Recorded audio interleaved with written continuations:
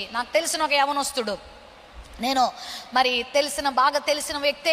ప్రారంభంలో చాలా చక్కగా ఆ యవనస్తుడు జీవించేవాడు, చక్కగా దేవుని మందిరంలో ఉండేవాడు, దేవుని సేవకులకు సహకరించేవాడు, దేవునితో చక్కని సత్సంబంధం కలిగి ఉండేవాడు. దేవుడు ఆయనకి కొంచెం జ్ఞానం ఇచ్చాడు.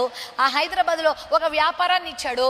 ఇక అంతే, దానిలో తలమునకలైపోయాడు. వివాహం అయ్యేంత వరకు, వ్యాపారం వచ్చేంత వరకు చక్కగా దేవునితో చక్కని సంబంధం ఉంది, మోకాళ్ళ అనుభవం ఉంది, ప్రార్థనా జీవితం ఉంది, దేవుని మీద ఆలాపన ఉంది.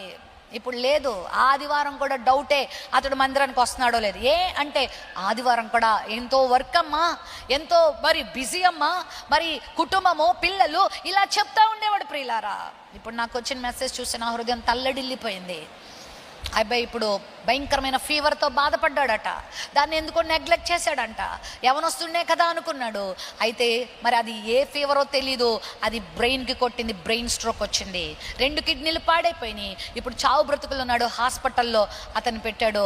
ఇప్పుడు డాక్టర్లు చేతులు ఎత్తేశారు. ఏం జరుగుద్దో తెలీదు, ఏ వార్త వినాల్సి వస్తుందో తెలీదు.